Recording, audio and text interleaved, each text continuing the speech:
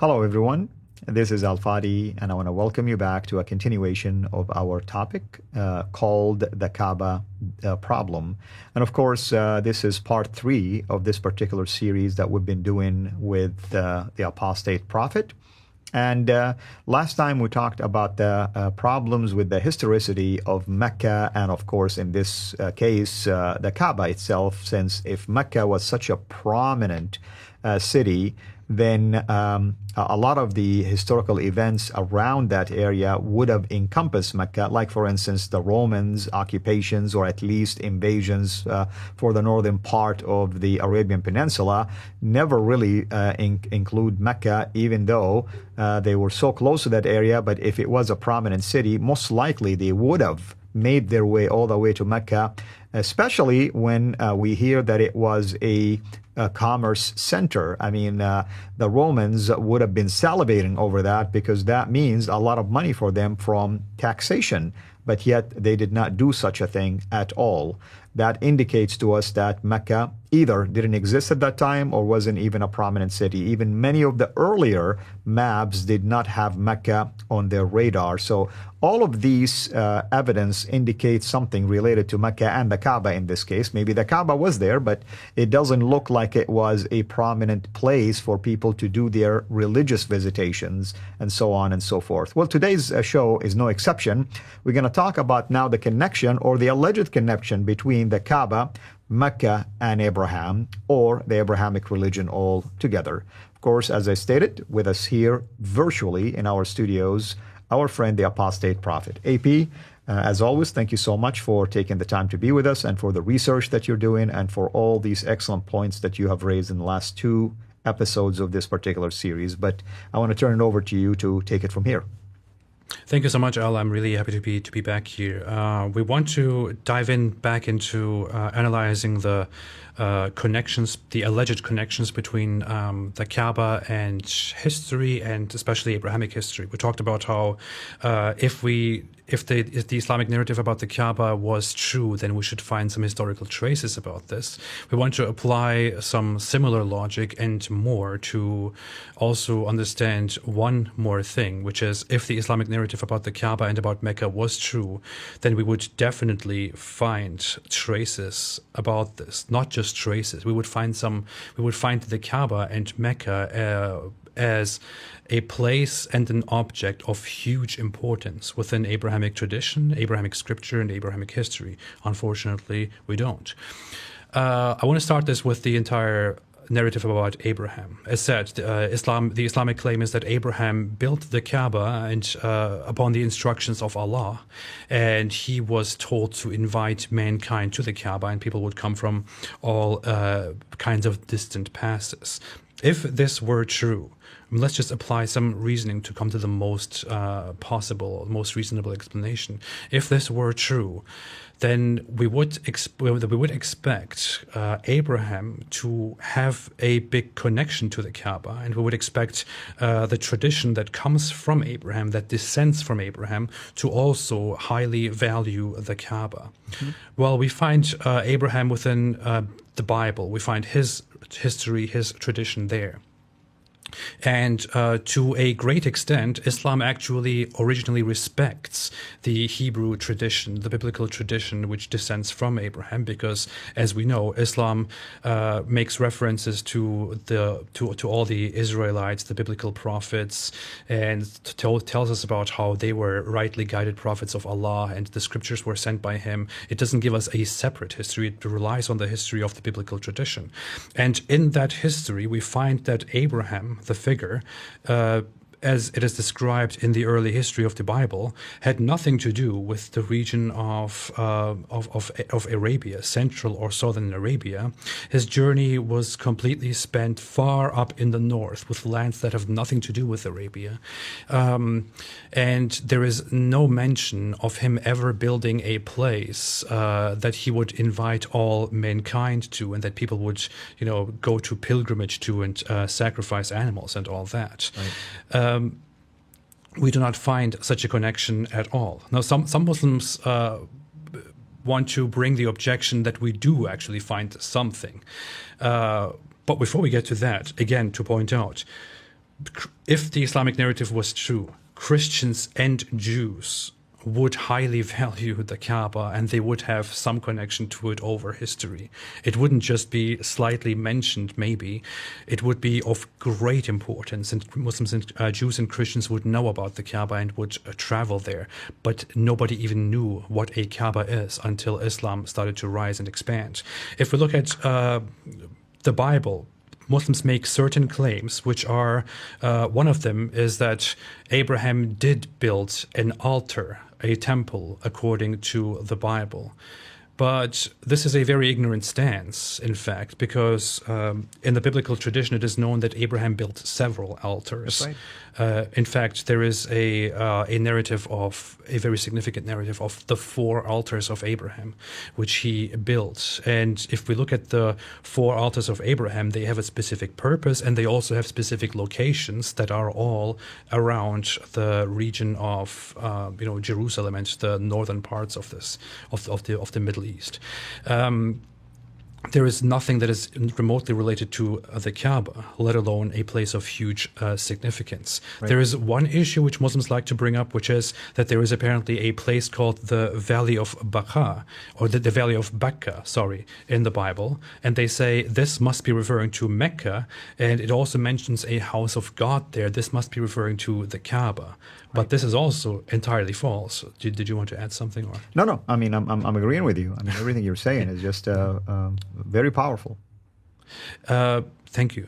Well, if we look at this entire claim about the Valley of Becca, we find that this claim of this objection it comes from a place of great ignorance or of deception and self-deception. Because if we look into the Bible and this supposed Valley of Becca, which is supposed to be corresponding with Mecca, we do find a mention of something called Valley of Becca, but this is a place of complete insignificance, or maybe a place that doesn't even exist, maybe a place that is mentioned for metaphorical reasons, for the narrative. Mm-hmm. It is mentioned in Psalms 84, where it says, where it describes from the perspective of an author of the Psalms, known as one of the sons of Korah, and he describes his longing for Zion, for Jerusalem, for the temple, for the house of God, and he describes the beautiful emotions and feelings that you feel when you go to Zion before you appear before the house of God.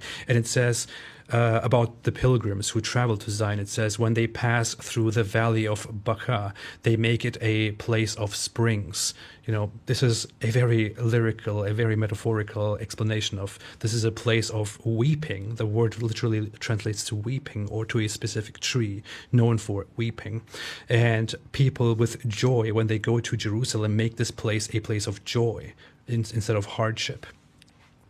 The funny thing is, when you read the Hebrew text, this place, Valley of Baqa, is not called Baqa or Becca. It is actually called Baqa, which does not even sound similar to Mecca, and or to Becca, as Muslims want to make it. It is Baqa.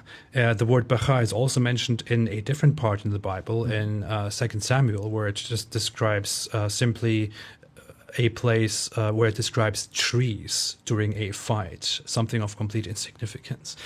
And it is not a place that is the focus of attention, the focus of worship, the center of worship. It is merely a place that plays no further significance, but they use it to just because it seems to sound similar to Mecca, in order to make the assertion that the Kaaba and that Mecca are indeed mentioned in the Bible. Further, we find out that Zion in this psalm, as mentioned in different psalms, such as Psalms 87 or 42 or even other psalms, Zion in this case most definitely refers to Jerusalem, based on the name of Mount Zion, where the fortress of Jerusalem was, which David conquered, according to the biblical narrative, whereby Zion then became the center, the seat of Israel, the heart of the land of God, who is also described in Psalms 84 as the Lord of armies, where, and Zion is the heart, the seat of the house of God, where his people and even the animals dwell. So, just to add to this important point that you mentioned, it's interesting that when Muhammad claimed about the Isra and Mi'raj, the journey, first of all, from Mecca to Jerusalem and then the ascension, notice how he did it. He had to go to Jerusalem, not doing it from Mecca. Why didn't he ascend from Mecca, for instance? Well, because up until that time, he was trying to still please the Jews according to the traditional narrative. It was after this event that somehow Allah decided to change the direction of Qibla. Obviously, that's what the Quran says. The Quran even is silent, telling us which direction they used to pray towards and which new direction they're praying for, also towards now. We're just assuming it was Jerusalem and now it's Mecca, but it's silent when it comes to the Quran about those particular names. Absolutely right. According to the narrative, Muhammad flies on his flying horse donkey to Jerusalem, to the temple in Jerusalem, and then ascends from there to heaven. So that place is so significant. Has nothing to do with Kaaba, with Mecca, which later came into the picture as the center of Islam.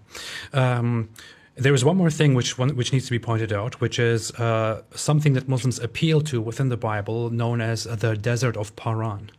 And Muslim apologists try to say that this refers to Arabia or to Mecca, and they try to say, therefore, Mecca is mentioned in the Bible. But again, this is a very strange objection, because the Desert of Paran merely happens to be a place that is mentioned in the Bible because it plays some significance, because it is a place that people rest and that people pass through, not a place where people go to the center of worship. It is mentioned in Genesis. It is mentioned in Exodus and Deuteronomy as a place where that the people of Moses rest and build their tents before they move on. It is mentioned as a place that is close to Egypt. It is mentioned as a place that people pass through when they go from Edom, which is right there in the region, in Israel, to Egypt. So that is very clear in the biblical context that during a war, the Edomites flee from Edom to the desert of Paran, and then from there to Egypt. And it's very unreasonable to assume that the desert of Paran would then be referring to the southern Arabian regions of the Hijaz and around Mecca. It is merely a place that, looking at all the names mentioned together with Paran, are up there, right next to Jerusalem and the Holy Lands and all that. Mount Seir is there, Kadesh is there. These are all names: Laban, Topel, Hazaroth, Tizahab, all places that are associated with that region, mentioned together with Paran. So again, as we can see, there is no connection. There is no place that Kaaba has within biblical scripture, within biblical tradition. Even if the Kaaba was mentioned, or even if Mecca was mentioned as a place that appears somewhere within these books, that wouldn't even be significant, but not even that happens. We would expect that this is a center of worship because it matters to Abraham, because that's what Allah, what God makes Abraham do. And we would expect that the Jews and the Christians would care about this place, would have a connection to this place, right. But evidently we see that they have no connection to this at all. And if we figure out in the end that the Kaaba does not play a significant role in Abrahamic religion, that the Kaaba does not fit into monotheistic Abrahamic religion, then we will find out that the Islamic claims about the Kaaba are false, and that the Kaaba is merely a pagan adoption into Islam, which is a very, very strong argument to render Islam false. That's correct. Yeah, that's correct. Absolutely. I mean, these are excellent points, very strong points. From a historical standpoint, we have enough archaeological evidence to support the prominence of the Holy Land, of Jerusalem, and the area in general. All of these archaeological discoveries are concentrated there. There is, every day, it's almost like there is something new that is being discovered that either connects the Christianity to the Holy Land, or the Jewish traditions to the Holy Land, or some of the stories in the Old Testament to the Holy Land, and many other discoveries. How come we can't find a single thing that ties Abraham to Mecca? Yeah. Why did Abraham even choose to go back to the Holy Land and get buried there? Or he buried his wife? I mean, why? I mean, if Mecca was such an important thing for him, why didn't he stay there, for instance? I mean, these are the kind of questions we need to ask our Muslim friends, and that's why AP is raising him up and why I am commenting on him, because we want you, my friend, our Muslim friends, to ask yourself these questions. It's one thing to hearsay things, it's another to verify them. You know, so I like what one of the U.S. presidents, his name is Ronald Reagan, says: trust but verify. So it's okay to trust whatever you're being told. Go and verify it yourself. It's a true statement. I mean, it applies to anything in life. I mean, anyone can tell you anything. That doesn't mean it's true, by the way. It is only true when facts support it. You can believe in something, but your belief is futile unless facts support that particular belief. We can say Mecca is prominent. My goodness, I can say my town where I'm living is prominent. I mean, so what? That doesn't mean anything.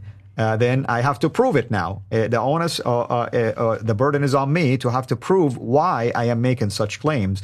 In this case, AP, we're talking about allegedly a deity, God, the God of the universe, who allegedly claims that this city was prominent and that Abraham is connected to it, that the rituals are connected to the Abrahamic religion, that he sent his final prophet from that lineage and so on and so forth. Yet somehow this God elected not to provide a single evidence to prove this. And yet if he is truly the God of the Bible, how come he provided us with rich evidence when it comes to the biblical land, the Holy Land, and anything else that is mentioned in it? So these are the logical questions that I'm hoping our Muslim friends will ask. Final words to you, Absolutely. AP. I want to add one thing to end this, which is the significance that Mecca and Kaaba play in Islam cannot be possibly overstated. It is a place of great significance. It matters to the core of Islam. It would be absurd to say Islam is true based on different reasons, which is why we will accept its narrative about the Kaaba as true as well, unless it is completely proven wrong by some very significant evidence. You can't do that. It is absurd to go that way. If Islam seems to make certain claims that are that very much seem false, then you should take those into consideration without thinking, well, but Islam is true from different aspects, which is why this must also be true, or which is why I cannot discount Islam based on this.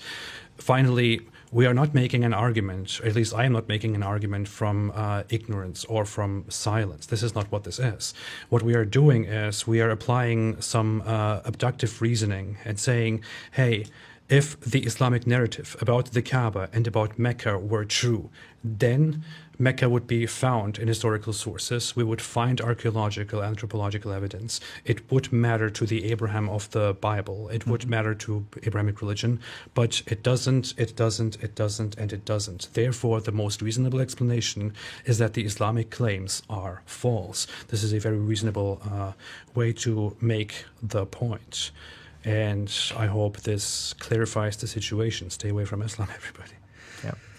Absolutely. Thank you so much, AP, as always. And I'm sorry that we have to just use a shorter version of this particular series. I know you are doing a lot of research on that. So I'm suggesting that next time maybe we'll continue to unpack this among many other topics that we would love to have you share with us. And everyone, Definitely. I hope you've been enjoying this. Feel free to, of course, share it with others within your network. Make sure you subscribe to AP's channel. Again, what is your channel called? The Apostate Prophet?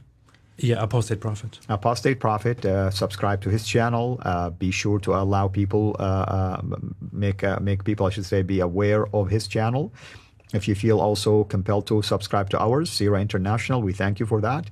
And we ask, of course, for your support. Both of us have Patreon accounts. We would much appreciate, any of your support, of course, because believe it or not, this is what we do for a living. We do not have other job. We don't even have an 8-to-5 job, actually. We work 24/7. Sometimes I do things in midnight, and I know AP does the same. So all that to say is we're thankful for your support, thankful for your partnership with us, and be sure you spread the word. And as AP will say, run away from Islam. And as I would say, come to Jesus. With that in mind, thank you, AP. Thank you, everyone. Blessings, and hope to see you again soon. Thank you for watching this video. Be sure to like and subscribe to our channel CIRA International and click on the bell so that you receive notifications whenever we publish a new video or go live. I would also like to appeal to you to consider becoming a Patreon patron by clicking the link right below. By doing so, you can give towards the production of these videos. There are also other options for you where you can give to our channel. I thank you from the bottom of my heart.